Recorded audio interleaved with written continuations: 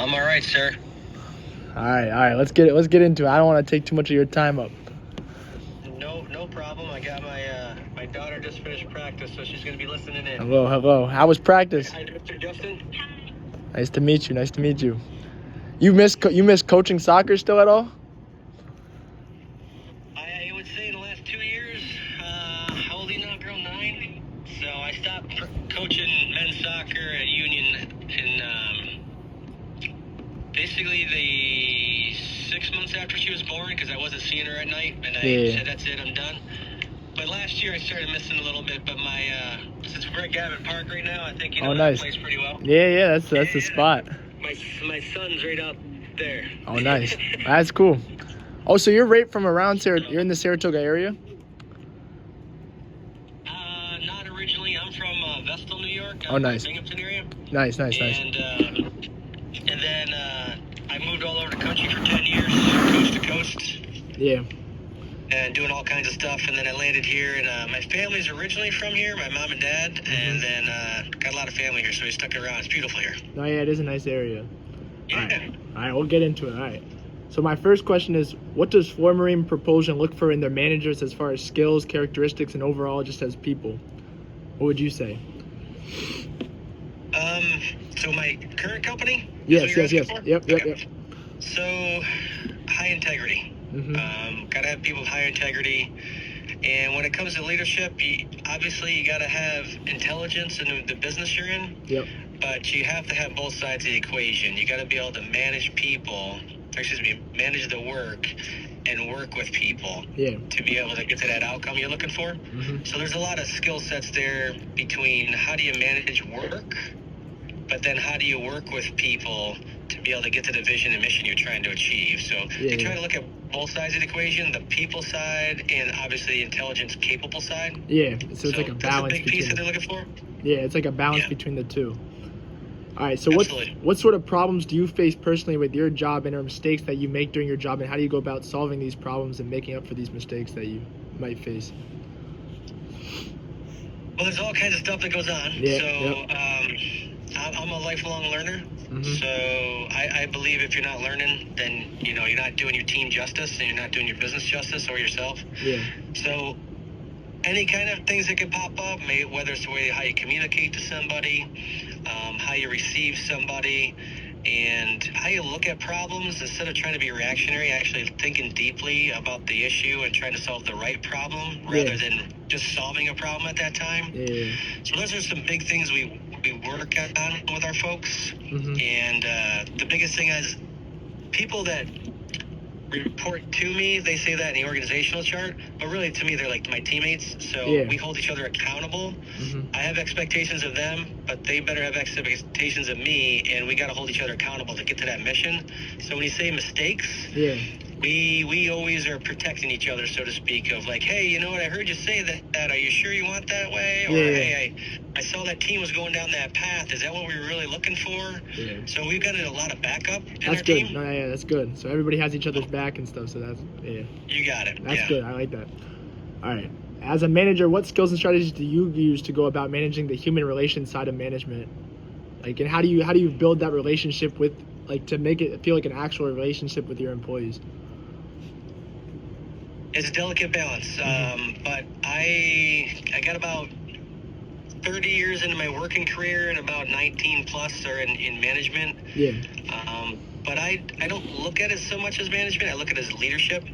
So I believe first day into a job, it doesn't matter where you're at. You can be a leader if you want to become a leader. But if you decide you want to go down a leadership path, then there's obviously things you got to work on and be cognizant of. But overall, for me, as I work with my teams, I look at both sides. So I have like a management style, but then I have a leadership style. So my management style is firm but fair. That's managing the work, get it done, hold people accountable. My leadership style is success through teamwork, and we work together. And a big part of that is being empathetic. So we are human beings. Things happen. I worked with people that, family members that passed away, and you got to be there for them because they're there for you most of the time, if you think about it, in a work world, you're with your work people more than you are with your own family. Yeah. So you're building relationships there to look out for each other. Mm-hmm. So if you're only getting a transactional relationship, like Justin, give me your work, hey Brent, give me your work, you're actually not building a bond. And that actually hinders growth for people, but also hinders products getting done in an efficient manner. Yeah. So there's a balancing there, but for me as a leader, it's really about, you got to manage work, that's part of the business, but you got to be there for the folks and the people and your teammates, because I have a certain amount of people report to me, but I'm in a business that has a company that has roughly 8,000 people. No, yeah. So we're all stakeholders of one another to meet the mission that we're trying to meet as a company. Oh, yeah, that makes sense. You gotta like have like a real human relationship type balance with the people, so they don't feel like they're just like, it's like, I just have to get this work done and that's it. And then I feel like they put more pressure on themselves. So you can actually talk to the people, right? And like, you got it right on it. And right. Part of those things that you're asking there is, I have one-on-one conversations with my teammates. Oh, that's good. I praise in public. I develop in private. I do everything in my power not to berate somebody in front of other people or overly correct them and if they're seen as a negative manner. Mm-hmm. But also, I believe that there is a strong tool that I think people shy away from, but constructive advice and mentorship sometimes is hard to hear, but you can deliver it in a professional way, and a lot of times it's easier to hear it when it's just a one-on-one scenario rather than somebody else around, because they might feel ashamed or they might feel bad. So you got to pick those moments to help people grow and help them match their career aspirations, you know? I got you. What sort of like internal and external environmental factors do you like face as far as you're part of the job, like and how do you like look at these and like try to prepare for future trends for the changes? That's a great question. For the mission that we have, I think you understand that mission quite well. Yeah. And the mission we have is to help our ships and sailors protect our country. Yep. And to help our sailors get home safely. So if you think of our mission, for me, there's a lot of patriotism in that. Yeah. And when you're thinking of that, you gotta balance what that means to you as a person and what it means to the company. But we're really trying to achieve a greater goal, and we got to think beyond where we are currently. So when you're thinking of work, I'll use an old analogy I learned a long time ago. There's a gentleman went into an elevator of a hospital. Well, the custodian was in there, and he goes, "Well, what do you do?" And he goes, "I save lives." Well, you could look at him and go, "No, you actually mop the floor." Yeah. Well, guess what? He's a part of a whole system that saves lives. No, yeah. And I think the more people understand that, whether you're an administrative assistant, whether you're I'll say a specific technician or a systems engineer, or I'll say a finance operator or a contracts, we are all in it together, and we all have a piece of the puzzle. I believe as a leader, I got to help them see that they are attached to our overall mission, because it's not always easy in some of the stuff that we do. Yeah. Because all those titles I just gave to you, they don't necessarily see themselves in engineering something for the Navy. But guess what? Without them, we couldn't do the engineering. No, yeah. So it's really helping people see the system. That's one piece. The other piece is I want to know what their career aspirations are, so I can tie that future growth to their career aspirations, so they could grow to be a leader of leaders at some time too. So help them find their purpose that they want to have. Yeah, I like that. You got it. All right, how do you, as a manager, respond to workplace deviance? Like if someone's being like a little lazy or like taking like advantage of just like kind of your time or like something like that, like they're not really like giving it their all as you would expect them to. How do you respond to a situation like that? Well, it's funny because if you just look at the fact that somebody isn't just doing their job, 9 times out of 10, there's something going on. Yeah. And having the relationship that you asked earlier, how do you develop that relationship? Hopefully you've developed a safe environment for people to share information back and forth and be open. If you're noticing it, it's probably something that's bothering them, or we haven't given them a skill set, or something happened at home that night. No, yeah. Having that conversation with the person just to say, hey, how are we doing today? Yeah, it's okay, things are going all right, hey, how's life? I heard you got the kids at sports, or, how's the boat treating you? Or, hey, how's that, whatever extracurricular activity you're doing? Yeah. And just have a conversation. A lot of times something's going to fall out of that. Yeah. And then you're going to notice that was playing into what was going on a lot of times. And then you work from there after you figure out what the real root issue is, and then you work from there to build it back up to help them get to that place they really want to be. They just might be having a struggle at that time.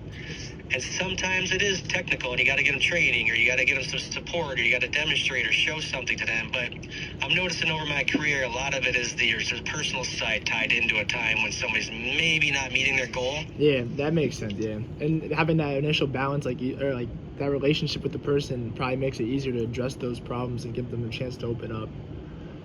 All right, how do you balance making ethical decisions versus putting the company first in terms of success? And what is the time you had to make a tough ethical decision as a manager? I'll be honest with you, I got it easy. Yeah. I have a high level of integrity, and I go after the right thing a lot. So I haven't had any real big issues with that in my career. Yeah. But a couple times there were some folks that were thinking to go down a path, and I just didn't follow them. And I was my own person. Yeah. So I would say being your own person and who you are, but carry yourself with high level integrity, and people will want you to be on their teams. Yeah. So the times that I've seen it, it wasn't horrible, but I will say I've had to have very direct human resources conversations with a couple people in my past. Yeah. And unfortunately, I should say fortunately some turned around, but unfortunately a couple times I did have to let some people go. Mm-hmm. But it wasn't because the company was doing bad things, like you were saying, an ethical decision for the company. It was more of people were making got you. I should say unethical, unwise decisions at that time. I got you. That's good that you haven't had to face that many types of issues like that though throughout your career. How do you personally use planning to be a successful manager, and have you always been good with planning, or is it a skill you've kind of picked up through just as experiencing like all your different manager type of roles? That's a skill trait right there. I'm fortunate. I grew up in a family. We were very organized, but you're an athlete. Yep. I'm an ex-athlete. I had to prioritize my time a long time ago. I didn't do a very good job when I was younger, but when I got into the work world, I really understood what planning was all about. And project management style planning is in my core. But I did have to learn certain things, but I learned that it's a trait I feel like I've been born with my whole life. But honing that in to a point in my old company, that not this company, but my old company, I was a corporate trainer in scheduling to help out 25 or 2,800 people in our company if they needed assistance. So I would tell you, finding out who you are is important, but if you're a type person that needs to write stuff down in a word like a spreadsheet form, there's all kinds of scheduling tools out there.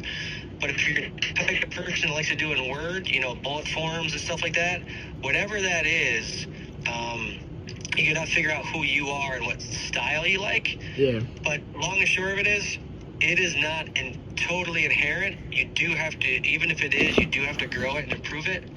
I just give you an example. I was on a project that had a schedule. So think of a line item in a schedule. Say it takes 5 line items to build a house. Yeah. I was managing two schedules that were 7,500 line items long each. So it's just part of who you are, and you just learn to grow to work with it. Yeah. The key is really understanding what you're trying to manage. And once you figure that out, figuring out those milestone steps to get there, they do just kind of fall into place if you just think open-mindedly. All right. That makes sense. I like that. As a manager, how do you use goals to track your progress and keep the company focused on the same official overall mission? And how do you help specific employees set their goals so they can work towards the same goal as the company? It's funny because that's one of my strong suits. So, me and my team, we just finished a 3-year strategic plan for the work we do, and we looked at it and said, hey, whatever we did this past 3 years, scrap it, open up your minds. What do we think we need to do these next 3 years? We look at the global environment. We look at current reality in the work world. We look at new technologies that are out there. You know, AI just popped in. Yeah. All kinds of different tools that are out there. And then we started sitting there going, what is some things we need to do? It's kind of like if you think of Apple. One day someone said, I want to have all the music in my hand. Well, bam, you have an iPhone now with all the music in your hand, right? Yeah. So we do think that way, but then we break it into pieces. So if you have a whole pizza, we'll put it into pieces and say, these are some of the areas we want to hit. We don't specifically know what we want, but we know those are the areas we want to hit. And then over the next 3 years, we think about what are the things we can do in each one of those areas to help move our business. Yeah. That's the business side. The people side of measuring, because we put measurements to all those things I just said. Yeah. Every year I meet with my people and say, where do you want to be in your career? What are your aspirations? Yeah. I want to get you there. Okay, you need that skill set? Great, let's get that training. You know, I want you to have it done by June. And we set goals like that. At the same token, we set business goals. I need you to do certain things during the business. We put dates to it. We put percentages to it. So it's a collaborative effort between me and the folks when I'm working with my folks to get to the right place. And then we manage it throughout the year. We do that annual cycle when it comes to people performance. Yeah. The strategic stuff I just told you about, that's like a 3-year growth that we're trying to do. But everything I just told you matches to what the company's trying to do to meet the mission. Yeah. We don't try to go off the rail to say, you're meeting a mission over here and we're going to work on stuff over here. We try to figure out how to put it into that mission. That's cool. And having those specific goals, like with the times, like that they can really follow so they know when to meet those goals, I think is a good way to have the goals set. And you mentioned... we meet a couple times a year, bare minimum, to talk about them. But I actually talk to my folks at least specifically on how they're doing. And I give feedback immediately when I see feedback, positive and in development. Yeah. I do that all the time. It's not like a once a year thing. Yeah, that's good. And you mentioned AI. One of my questions was, how has innovation and technology affected your job as a manager, and how do you balance using these new features like artificial intelligence within your job? My team is always looking for new technologies, and our company is too. Yeah. But it's at times we got to be a little conservative for what we do in our company. Yeah. But in my group, I will tell you, in the last 6 months, AI has kind of really been blowing up, so to speak, with how we're utilizing it.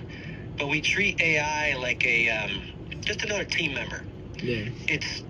We don't use it to be the in facto answer.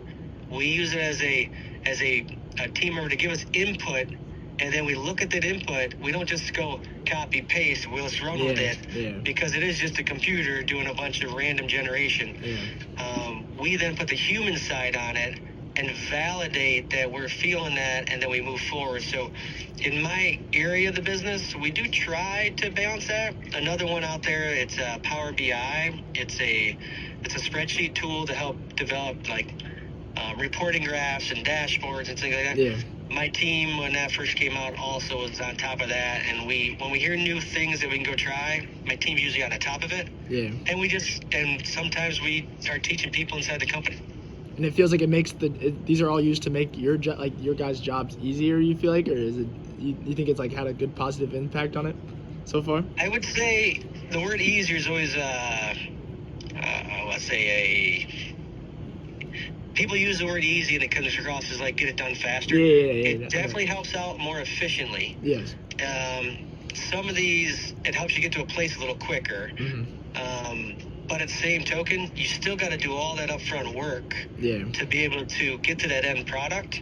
It's nice to have that validation. Now, the Power BI tool, that's for me a management tool that I can build reports and spreadsheets and we call them dashboards. I can see all my metrics there, all those things we just talked about with performance.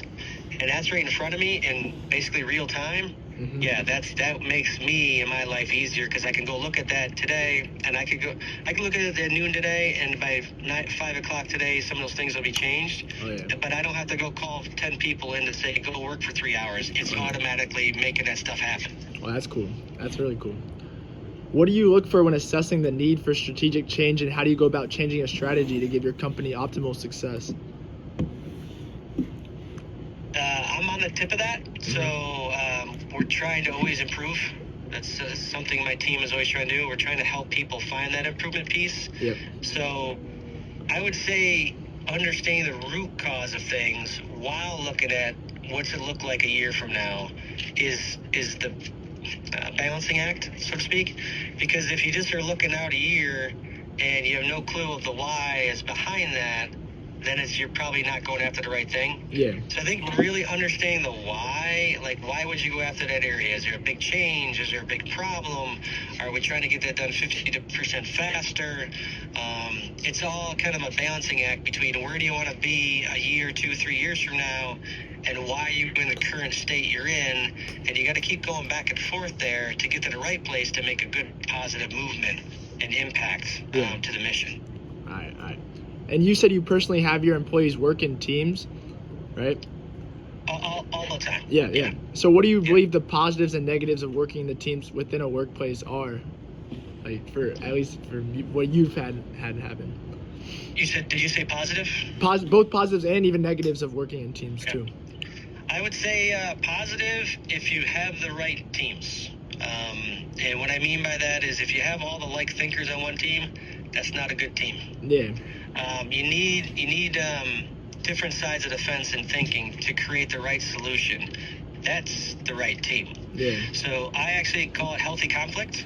So at times, I ask people to open up your minds, throw it all on the table, and at times I am the one who's sitting there going, oh, that's a little rough. And I got to sit there and, hey, swallow it. Hold yourself accountable. You're asking them to do it. You got to do it. And I got to absorb what they're saying to me without bringing emotion to the table. Yeah. That's the key about teams. Check the emotion at the door. You're trying to solve something to create a right solution. I would say at times, sense of urgency, get that expert on it, knock it out of the park. Because if you have a teamwork on it, the negative side of something with a very high sense of urgency, it may not get done efficiently in a timely manner. You just got to understand that sense of urgency around what you're looking for. Yeah. But most of the time, I would tell you in my career, I probably in one hand could tell you over 30 years how many times is it just one person doing one thing by themselves. Yeah. They are collaborating with all these stakeholders all over the place to create their document, their drawing, produce their service. Even though there's their name on that piece of paper, I guarantee they talk to 1, 2, or 20 people to get that name on that piece of paper. So it's all about collaboration, to be honest with you. Yeah, that's a good way, because they have to check their check your work, right? Because if everyone's just agreeing with the same stuff you're saying, there's no conflict, I think then the work isn't the best it could be. I like what you said. Healthy conflict, honestly, is probably one of the better things to use on a team to get to the right solution. Yeah. Takes energy though. No, yeah, it does. And you gotta, like you said, you gotta leave those emotions at the door. You can't bring your own personal feelings towards that. I like that. In what ways do you kind of have touched on this, but this is my last question. In what ways do you express leadership at Florida Marine Propulsion, and how do you motivate your employees to be leaders and express themselves within the workplace environment as well? Well, day one, even when someone's interviewing with me, I basically say, I'm looking for you to lead something. Mm-hmm. And that might be scary. And then we have conversations to find out, is that scary for someone? Because they might not be in that comfortable place. They might not be the person who likes the limelight. I'm not talking about limelight. I'm talking a leader. If you think of relationships, if you think of high-level presidents of companies with 125,000 employees, they don't just have one leader. Yeah. There's lots of leaders. So I think the confusion, Justin, is a lot of people tie the word management equals leader. Uh-huh. There's way more leaders than management out there. Yeah. So I like to identify what I believe are some leadership traits, and then I set expectations for folks. And then I also ask, do you want to be more than just this type of leader? Do you want to go into management? Do you want to go into an advisor role? Do you want to stand in front of the GM and give a presentation? And if they say no, no, and no, I'm going to say, but why? You're a highly capable person. Yeah. You're personable. So I'm not just relying on their answer. I like to create healthy stretch goals for people because think of athletics, you in basketball. Yeah. Did you really want to get on that court that first time in front of a crowd of people? You probably had a little anxiety in here, and your coach probably pushed and said, you're going to be just fine. Let's go. And it's that same push happens in current reality in life and at work. Yeah. It's just how you do it. You can't just shove somebody in. Now, me telling you that is the majority of my career has been baptism by fire. So I don't know if you know what that means, but long and short of it is I had to find my own mentors.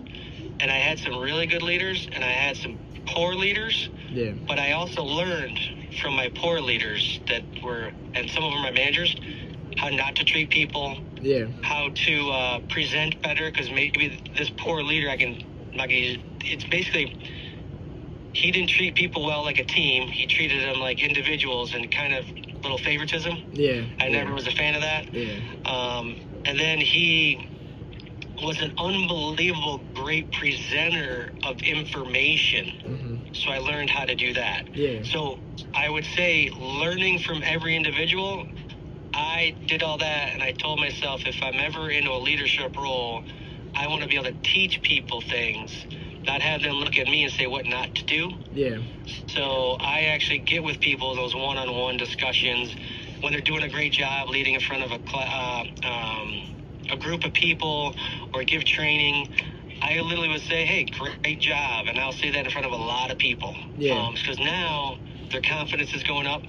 And then really working on what the expectation of a leader is, and I will define it with those people. Like, when you're in this role, here's the definition I'm looking for a leader. When you're in this role, this is the definition of a leader. But setting those expectations has helped me because it helps me understand where I should be thinking where they're at, but also helps them to know where their bar is. And most of those people, when they know that, they're actually shooting above the bar. Yeah. So once you set that expectation, they always want to achieve it, but you don't want to set it so high that they're in the failure mode, because that's just not a good place to be. You don't grow there. Yeah, yeah. So I hope that made sense to you. No, that does. That's really good. I like how you're pushing people to get to be a, I feel like everybody has the capability to be a leader in their own, like you said, I think people think leader and management go hand in, they do go hand in hand, but you can be a leader without being a manager of a company. I feel like everybody can be a leader in their own way. I like how you're pushing your employees to kind of be leaders in their own way too. But otherwise, that's all the questions I have. I really appreciate your time and getting on this call with me. I really want to thank you again. I hope you have a great night. Yeah, Justin, it was a pleasure meeting you. Talk to you and talk to your dad about you and your sister a lot. Yeah. He's a great man, and I wish you well out there. And as for basketball, do the right thing, put the time in. Good things will happen. Yeah. And remember, somebody else has got a plan for you. It'll all work out. So keep your head up. I appreciate you. Thank you so much. Have a great night. Thank you. You too. Have great holidays. Thank you. You too. Bye. Bye.